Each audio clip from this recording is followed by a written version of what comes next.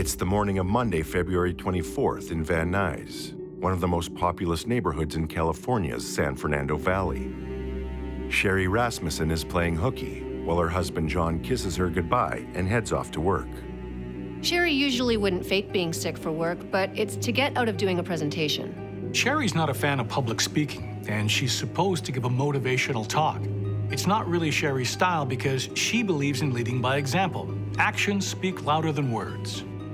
But as the quiet and relaxing day moves by, Sherry is unaware an intruder has made their way inside the condo, completely undetected.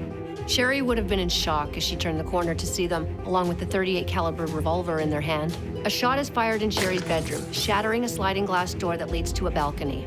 A massive struggle between Sherry and the intruder starts upstairs and eventually makes its way down to the living room. Sherry pushes the intruder and runs for the panic button on the kitchen wall, but her attempt to get help proves futile. After being bitten and smashed over the head with a vase, the intruder doesn't hesitate and shoots her 3 times, with 2 being point blank to the chest. Sherry lies dead in a pool of blood, inches away from the panic button that could have saved her life. And it will take more than 2 decades to drive panic in the murderer, to ensure they're finally caught.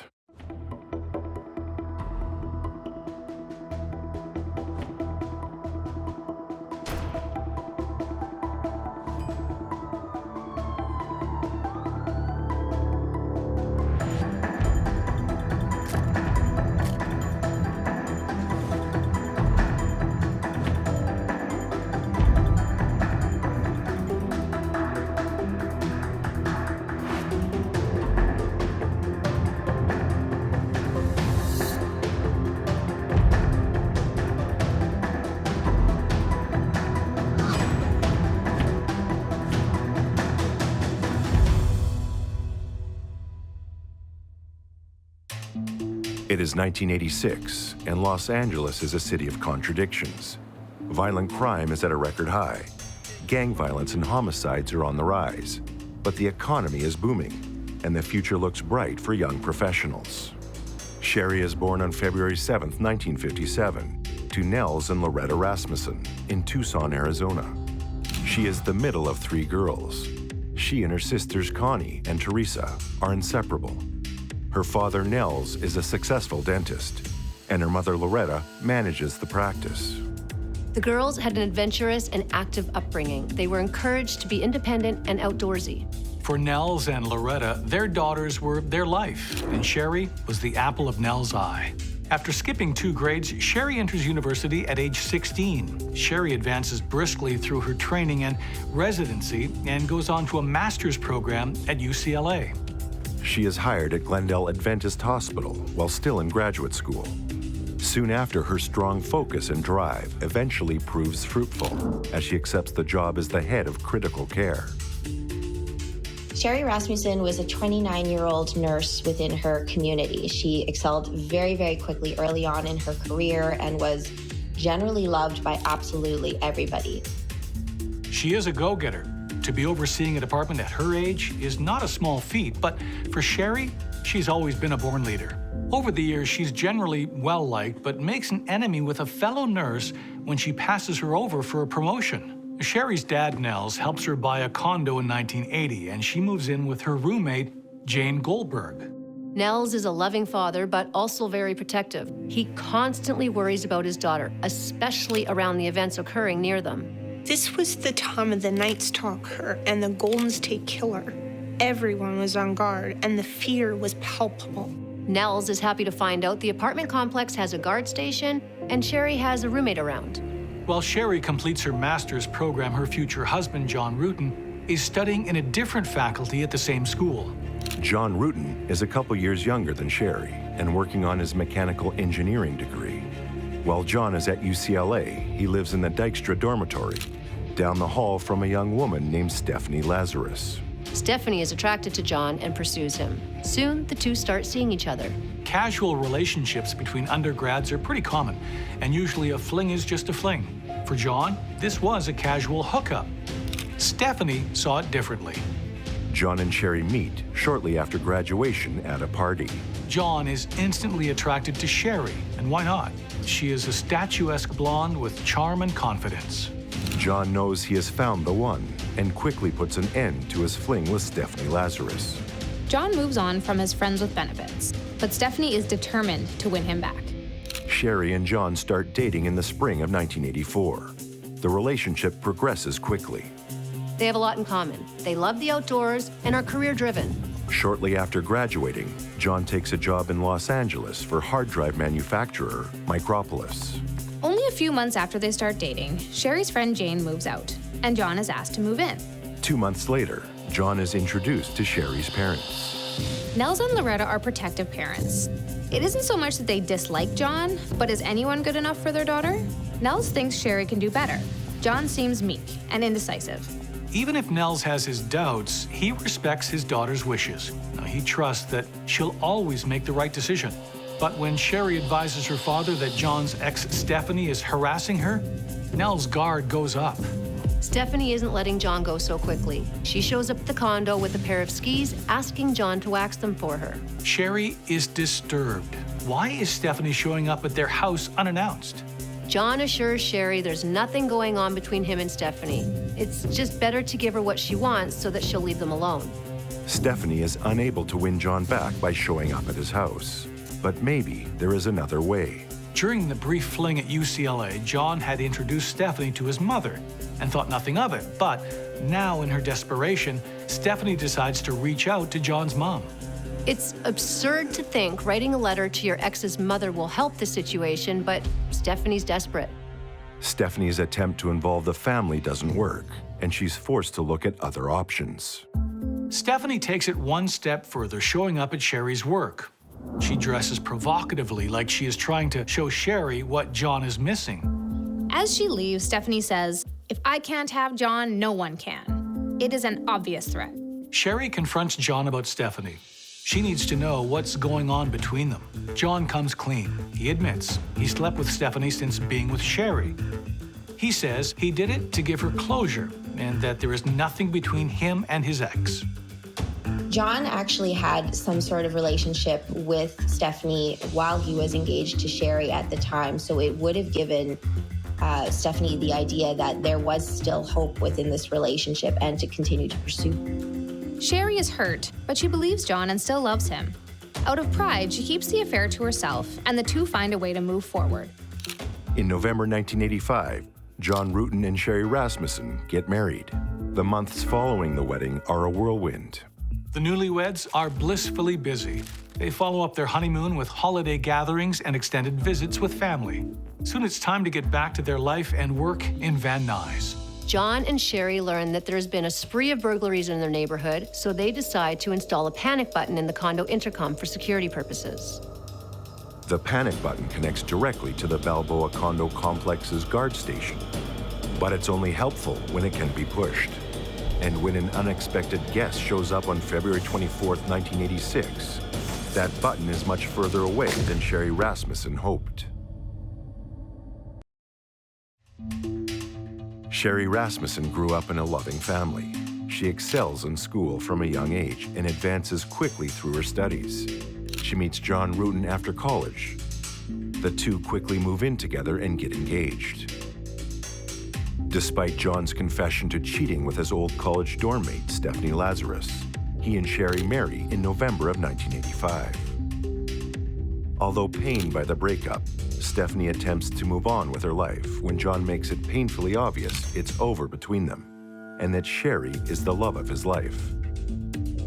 3 months later, on Monday, February 24th, 1986, Sherry is murdered while alone at home.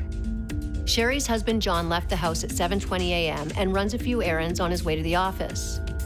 The only difference between this and any other morning is that someone is waiting for him to leave. John stops at a wash and fold to drop off some laundry and heads directly to the office for 8 a.m. He's oblivious to what's transpiring back at the condo. Sherry is unaware someone has made their way inside. The intruder starts to stack electronics on the stairs as if they were going to take them, but then leaves them to go upstairs. Once upstairs, the intruder comes face to face with Sherry and fires a shot, misses Sherry and shatters a sliding glass door that leads to a second-story balcony. Sherry springs into action and pushes past the intruder, only to be pushed down the flight of stairs. When a massive struggle between the two ensues, it leaves a wake of destruction throughout the condo, along with serious bruising on Sherry's eye. But Sherry is 6 feet tall and in great shape. Using every ounce of strength she has, she's able to push the intruder into a submissive headlock. Bite marks found on Sherry's left forearm indicate she had her attacker in a hold, but when bitten, most likely let them go due to pain. Sherry knew the panic button would go directly to security, so she made a dash for the kitchen in an attempt to push it. Inches from being able to call for help, a vase crashes down on Sherry's head. The vase catches Sherry on the right side of her head, making a deep laceration almost 2 inches long. The force is enough to bring her to the ground and cause her right eye to swell shut. Forensics suggest Sherry is shot directly in the chest while on her knees. The bullet passed through the pericardial sac, entering the heart and severing the right ventricle. The bullet then deflects and passes through the lower lobe of the left lung, creating an exit wound in Sherry's back. She only had moments to live. The killer slows down, muzzling the gun and pressing it hard into Sherry's chest, fires twice more. There is something intimate about these last 2 shots. A neighbor recalls seeing John and Sherry's garage door open and her BMW missing at around 9:45 a.m. Around noon, 2 gardeners find Sherry's purse on a neighbor's lawn. They turn the purse over to Sherry's neighbor. John leaves work around 5 p.m. and isn't too concerned about not having talked to Sherry. Despite not reaching Sherry all day, John takes the time to pick up the laundry on his way home. When John gets home, the garage door is open and Sherry's car is gone. He notices glass on the driveway. There was no answer at home, Sherry hasn't been seen at work, and the garage door is open. By now, John is starting to worry. One can't imagine what John was thinking as he walked into the living room. It's one thing to see blood smears on the wall, shelves smashed, and everything knocked over, but to see the sight of his wife's body frozen in the act of trying to get up, it's a gruesome sight. John sees Sherry and rushes to her side. He searches for a pulse, but she's cold to the touch. He sees the bullet hole and it registers.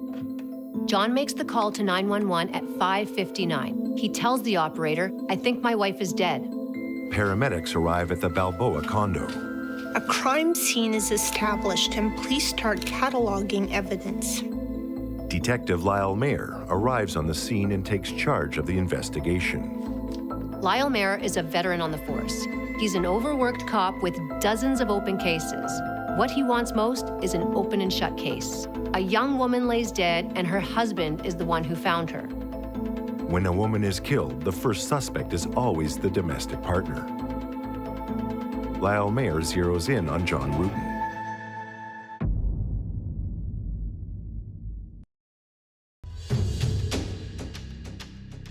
John Rutan arrives home on the evening of February 24th, 1986, and finds his wife beaten and shot. Paramedics are called to the scene and Sherry Rasmussen is pronounced dead.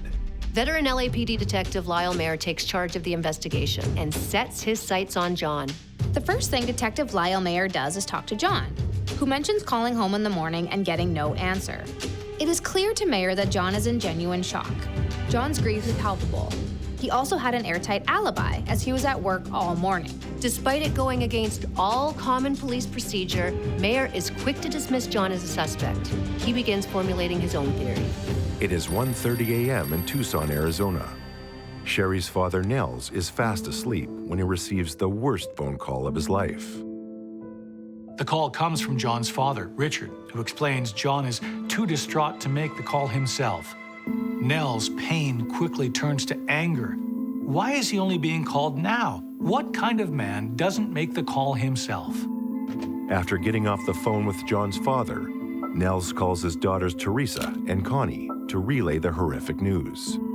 Immediately after, the whole Rasmussen family gets on the earliest flight to LA. While the Rasmussens make their way to California, investigators document the Balboa crime scene. The first floor of the house is a mess. There's an enormous amount of physical evidence to document. Signs point to a prolonged struggle. A large speaker has been knocked over and shelves are smashed. Blood smears are found on 2 separate walls. One is just below the condo's panic button on the kitchen wall. A white cord is found by the front entrance, and a vase with a heavy base lays shattered on the ground. An investigator swabs the bite mark on Sherry's left forearm. Saliva from the wound could be used to match blood types.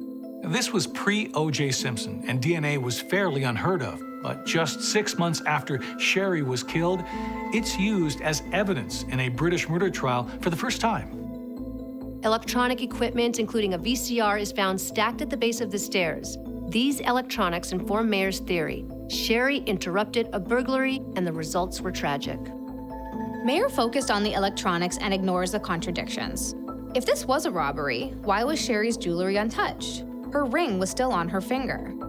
That night, Lyle Mayer tells John, "Things happen. I think what happened was Sherry came downstairs and interrupted a robbery, and she was shot." So at the time, the police officer thought that this was a robbery within the house and that Sherry had come into the robbery in occurrence and they had killed her because of that. There were electronics left on the stairs, so kind of key points that may have led them to believe at the time that this was an open and shut case without any further inquiries needed. There had been a series of burglaries in the neighborhood, and for Detective Lyle Mayer, this was a clear case of wrong place, wrong time. Mayer was set on his burglary theory within hours of the 911 call. Now, he hadn't even canvassed the neighborhood or spoken to Sherry's family. This was an overworked cop. LA County Medical Examiner Walter Rainey receives and catalogs the evidence from the Balboa Boulevard crime scene. Included are 2 swabs taken from the bite mark on Sherry's forearm. There are multiple contusions to the head, including a deep laceration from the vase. Fingernails are bent and torn. And there appear to be ligature marks on Sherry's wrists.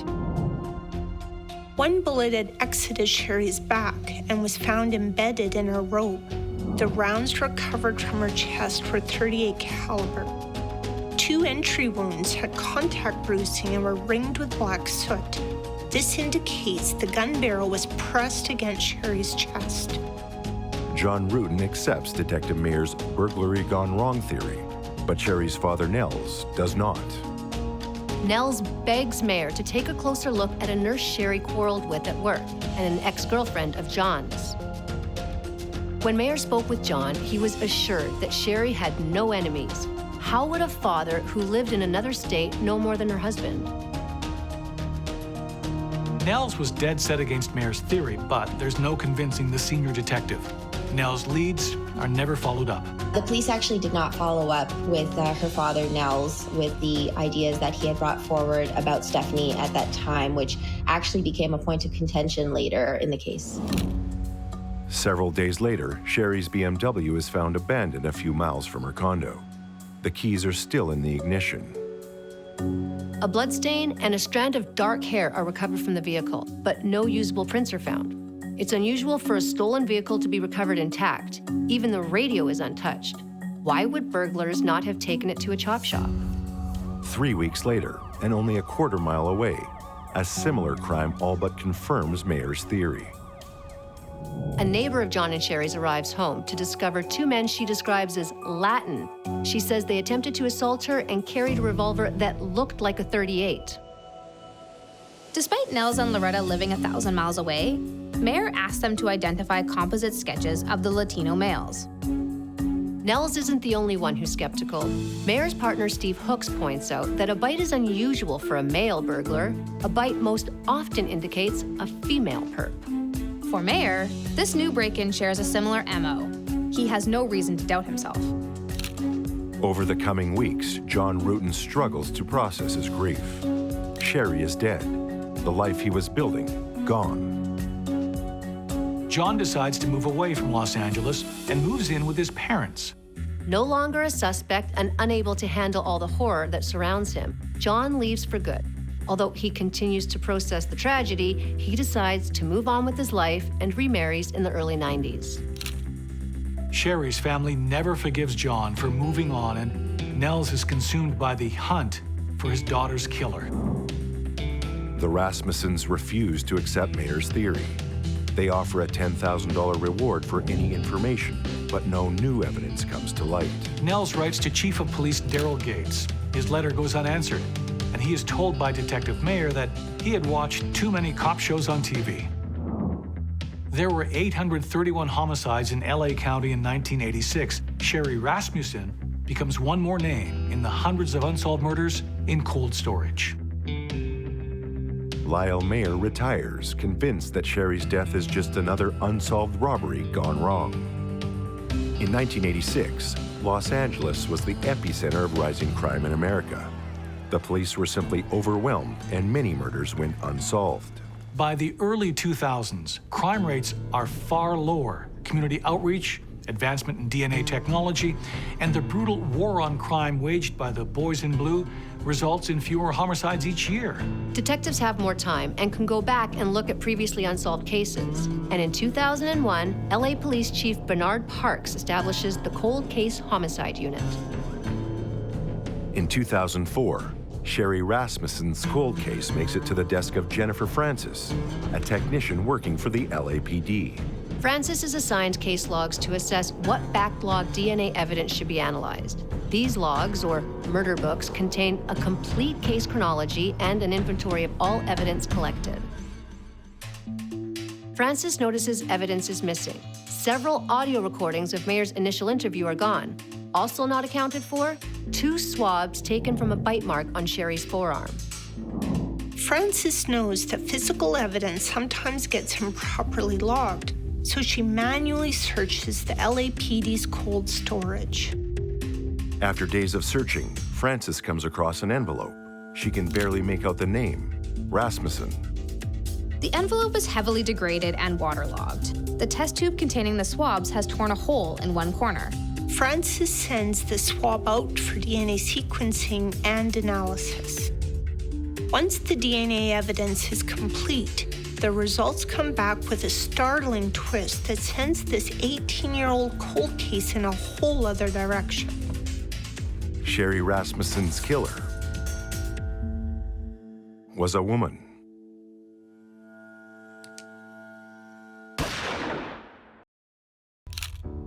In February 1986, just 3 months after marrying Sherry Rasmussen, John Rutten arrives home and finds his wife beaten and shot. Despite pleas from Sherry's family to look into a coworker she had quarreled with and an ex of John's that had been harassing her, LAPD detective Lyle Mayer jumps to the conclusion that Sherry's death is the result of a burglary gone wrong. The case goes cold until 2004, when cold case forensics expert Jennifer Francis analyzes an 18-year-old saliva sample that proves the killer is a woman. The DNA results are conclusive. Female. This blows a hole through Detective Mayer's theory, tying Sherry's death to a series of robberies committed by 2 Latino men. Perhaps they would have tunnel vision on to think that maybe this was not a crime that could have been committed by another female. Francis brings the results to investigator Cliff Shepard, but he isn't convinced. Women have been known to commit robberies too. A burglary gone wrong is still a satisfactory theory. Detective Shepard never follows up with John Rutten or Sherry's family. Jennifer Francis is instructed to move on. But first, she makes one last note to the case chronology binder. Suspect is female. The DNA analysis should break the case wide open. Instead, a dedicated young woman is ignored, and the murder book is filed away, and the investigation stalls again. By 2009, crime is declining, and regular duty detectives are asked to take on cold case files in their extra time. Officers are assigned old murder books for a final pass before they're sent to archives. Sherry's murder book lands on the desk of Jim Nuttall, a dedicated homicide detective known for his attention to detail. It doesn't take long for Nuttall to find cracks in the case. Jim Nuttall examines the cold case and comes across the chronology note left by Jennifer Francis. If the bite came from a woman, what else did Lyle Mayer get wrong? Nuttall notes the photos of electronics at the bottom of the stairs. They're at the center of a violent struggle, so why are they so neat? And why is there a smudge of Sherry's blood on them? The officers noted that they were in a really nice order and form from the photographs, and that there was actually blood smudge prints on the items, which didn't align with the theory of the case previously. The intruder must have stacked the electronics after killing Sherry. But what robber would take the time to stack electronics after killing a woman only to leave them behind? More signs contradict a robbery. Sherry's wedding ring was left on her finger, a jewelry box that was out on her bedside table was untouched, and cash was left in the purse recovered by her neighbor. Even the abandoned BMW hadn't been stripped. If this was a burglary, why hadn't they taken anything? Jim Nuttall is convinced that Detective Mayer's theory doesn't add up. He goes to his supervisor, Robert Bubb.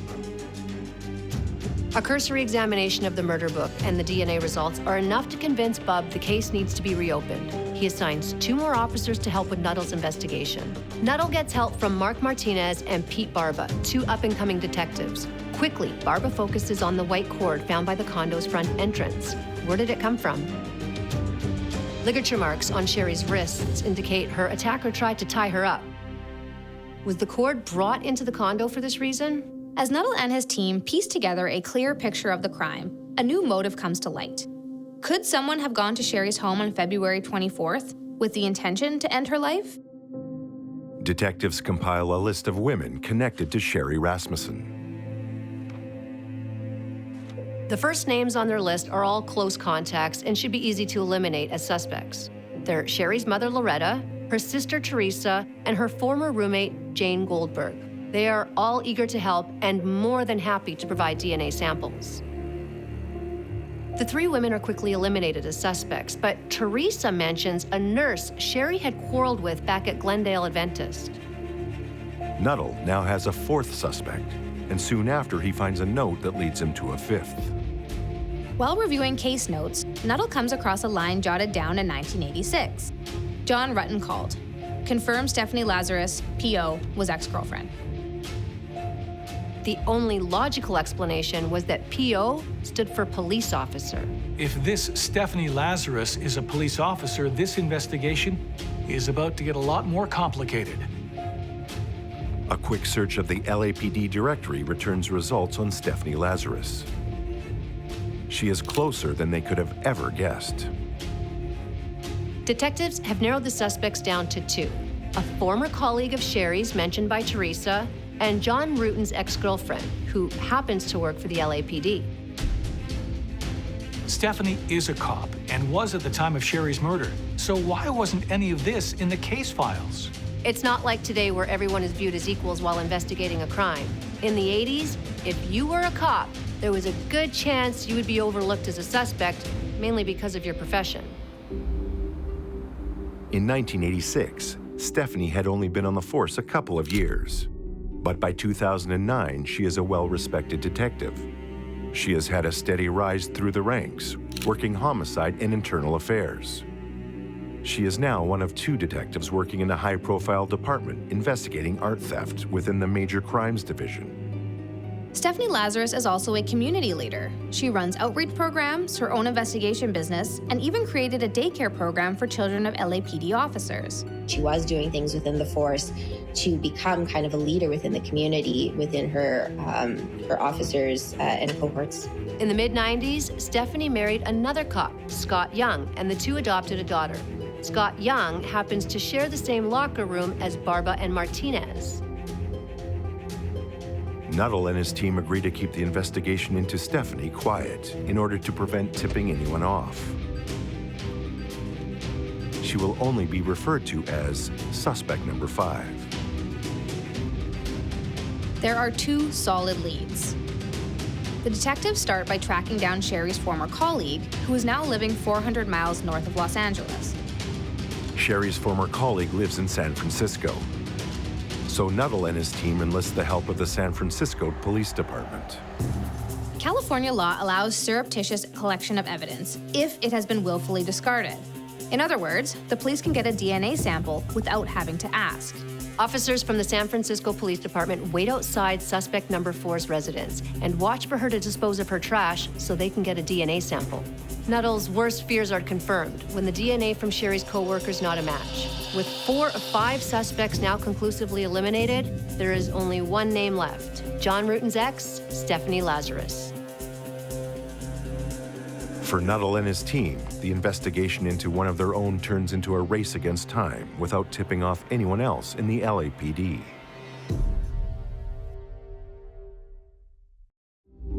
"23 years after Sherry Rasmussen was brutally murdered, her case is reopened by Detective Jim Nuttall and a team of investigators. DNA evidence points to a female perpetrator.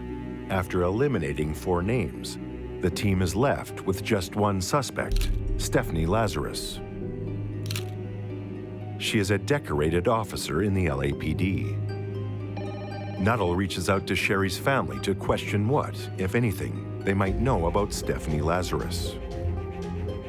Nels, Sherry's father, is frustrated to be getting the call, as he insists he told Detective Mayer to look into the lady cop, but the murder book makes no mention of this. Is this lazy police work and sloppy management of evidence? Or quite possibly a flat-out cover-up?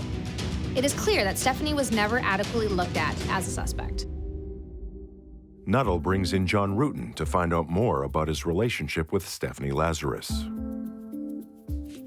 Rutan is happy to answer the detective's questions, but he finds it odd that they're asking about Stephanie. Just as he did back in 1986, John dismisses the idea that Stephanie had anything to do with Sherry's death. When Nuttall pushes back with the story he has been told by Nels, John is shocked. He swears he only knew about one visit from Stephanie and that he and Sherry had worked it out. While talking with Nuttall, John even mentions that he and Stephanie reconnected for a brief time, a few years after Sherry's death. John confides that he and Stephanie met by chance while in Hawaii and rekindled their romance. He says nothing much came of it, and the two never formally started dating. John explains he would have never had anything to do with Stephanie in Hawaii if he thought that there had even been a remote chance she had been involved in Sherry's death. Nuttall's team discreetly gains access to Stephanie's service record.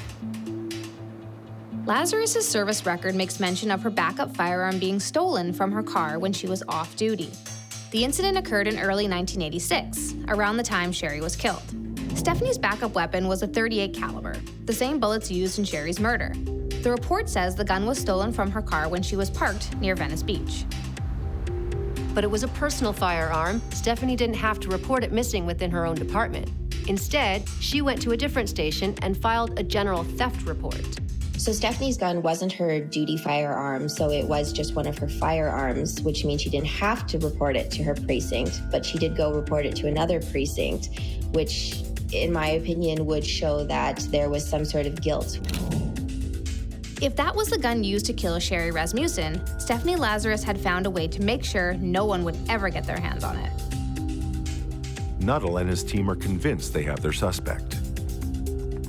Now they need to match Stephanie's DNA to the bite mark swab. Like with suspect number 4, there are ways to get DNA without tipping Stephanie off.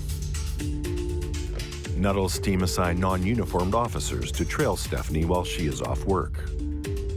On her day off, officers follow Stephanie and her daughter as they go about town doing errands. Plainclothes officers tail Stephanie and wait for her as she has a snack outside of Costco. Stephanie casually discards her drink in a nearby trash, unaware her garbage would be used to try and connect her to a crime more than 20 years old. The DNA recovered from Stephanie's garbage is a perfect match for the bite mark swab. A conclusive match. It is a 1 in 1.76 trillion match. They have positively identified their killer as Stephanie Lazarus. Jim Nuttall and his team have enough evidence to go after Stephanie. But arresting a cop is a delicate scenario. The DNA was conclusive, but Nuttall wasn't taking any chances. He wanted Stephanie interrogated before an arrest was made. Perhaps she'll be more likely to slip up and reveal something if she has her guard down. Nuttall knows they need officers who are above reproach to conduct the investigation. They need a team with impeccable reputations with no connection to Stephanie or her husband, Scott Young. Nuttall reaches out to detectives Dan Yaramillo and Greg Stearns. Dozens of officers wake before dawn on June 5th, 2009. They scope out Stephanie's various routes to work. Yaramillo and Stearns' plan is to conduct the interrogation in the basement of the Parker Center, the LAPD's headquarters. There are two good reasons for choosing the Parker Center. First, they could trick Stephanie into thinking she was going to consult on another case. Second, and most crucial, officers are required to surrender their firearms before entering the building. If things go south, Stephanie won't be armed. The detectives have asked Stephanie to come in under the guise of helping with another case. They tell her they have someone in custody who has information related to an art theft. Once Stephanie is inside the interrogation room, she knows something isn't right. If there was a suspect for her to meet, why was he not already there? Detective Jaramillo asks her if she knows someone named John Rutten, intentionally mispronouncing his name. Do you know John Rutten? Rutten. Stephanie corrects the pronunciation and says she knows him. As their questions turn to John's wife, Stephanie feigns bewilderment. She puts on a good show and acts as though none of this rings a bell. Now, when asked if she knew the name of John's wife, she says Shelley, maybe Sherry, but she begins to shift in her chair. Underneath her performance, you can tell she's starting to panic. Stearns asks Stephanie if she knows anything about Sherry Rasmussen, to which she replies, I know she got killed. I don't understand why you're talking about some guy I dated a million years ago. Well, do you know what happened to his wife? Yeah, I know she got killed. They take their time. Stephanie admits to having a relationship with John, but denies ever having visited Sherry.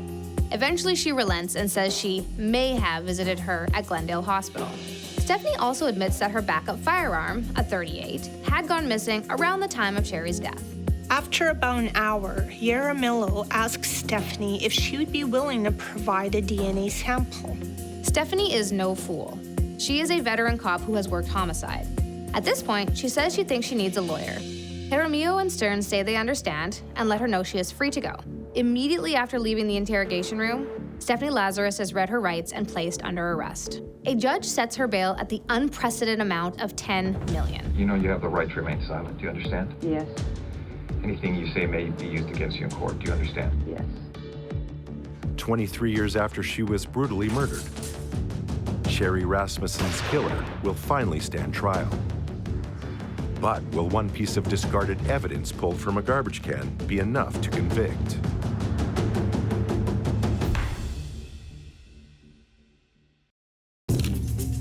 More than 20 years after she was brutally murdered, a suspect stands trial for the death of Sherry Rasmussen.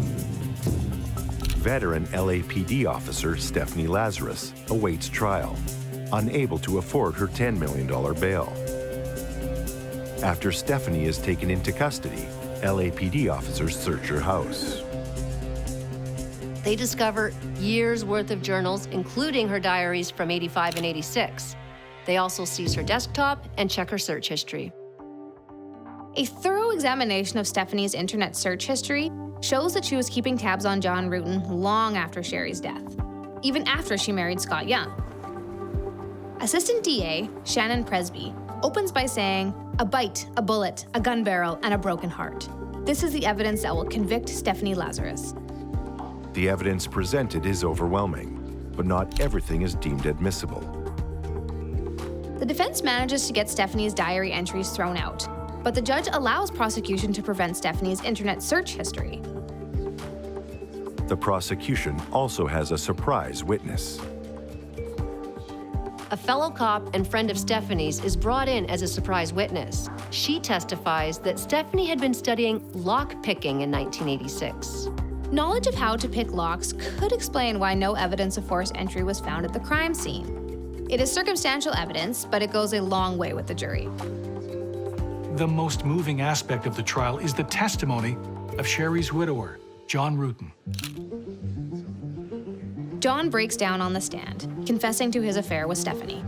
He even admits that the two had briefly rekindled their romance a few years after Sherry's murder while on a trip to Hawaii. The sight of John broken and weeping on the stand more than 20 years after Sherry's death moves the jury to tears. He ends by saying his relationship with Stephanie was a tragic mistake.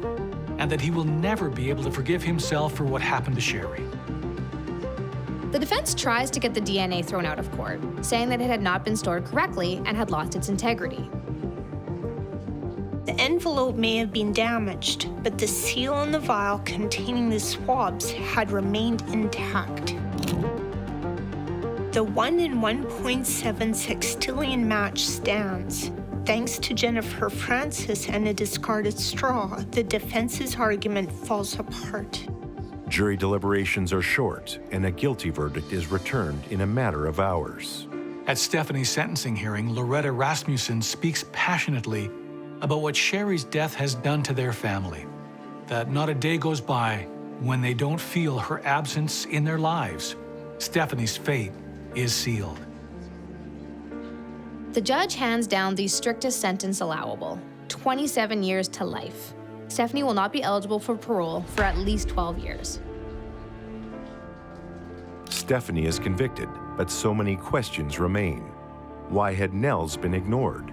And what had happened to Lyle Mayer's recorded conversations? Nels and Loretta finally have some closure, but for them, justice has not been fully served. The family was not surprised at the arrest. We can only praise the work of the current chief of police and his loyal detective department. Nels and John both insist they had multiple conversations with Mayer about Stephanie. Nels never mentioned her by name, but he always said that it was the lady cop. The Rasmussens tried to sue the LAPD, but the case is dismissed. There's a second tragedy in this case, and it's that Detective Lyle Mayer mishandled it so terribly. His refusal to listen to Nels kept Stephanie free for decades. Evidence was mishandled, ignored, and lost. It shows how horribly wrong a case can go when an overworked cop settles for the easy answer, further tainting the reputation of the LAPD. But Jennifer Francis, Jim Nuttall, and his team, they were able to show police work at its best. It took more than 20 years and several false starts, but thanks to the work of a determined forensics analyst and a team of dedicated detectives, Stephanie Lazarus was finally caught.